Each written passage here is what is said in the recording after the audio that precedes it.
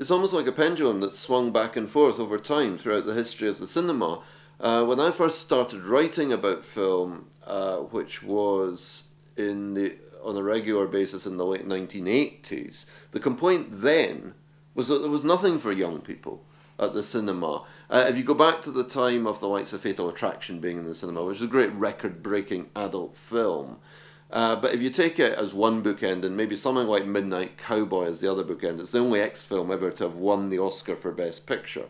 Now, the complaint in that period, certainly part of the 70s and the 80s, was that there was a dearth of films for young people. But at the same time, there's a lot of we did have the development of comedies which were kind of aimed at teenagers.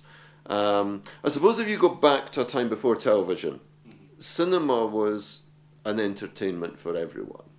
And then I think it did become more adult. And now I think actually, if you look at it, the pendulum has swung the other way.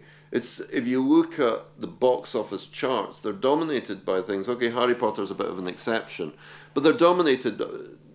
There are sequels there, but they tend to be sequels to comic book adaptations, which are aimed predominantly at a young audience, but also a lot of animated features in the top 10. Pixar's had a big impact.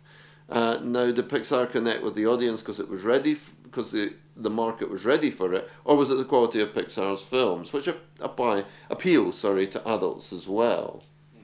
The Cameron family have made the idea of hosting events work, but they've made it work within the context of, we have a cinema, and when it's not being used as a cinema, you can use it for your business presentation or whatever.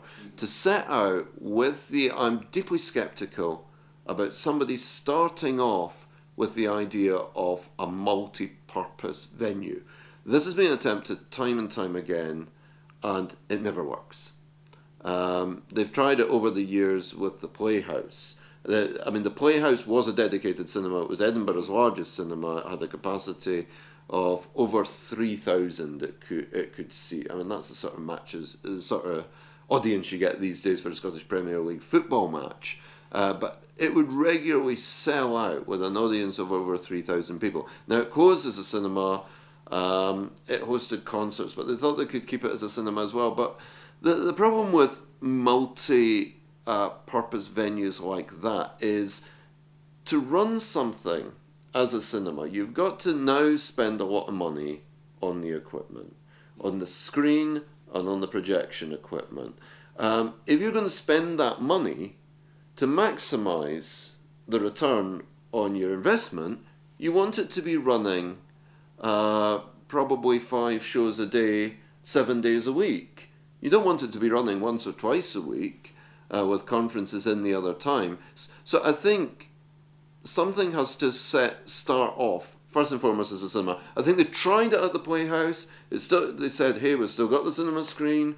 Hey, we've still got the projection equipment. Where do you get your projectionists from if they're only doing it occasionally? The problem with the Playhouse after it stopped being a full-time cinema was one of quality.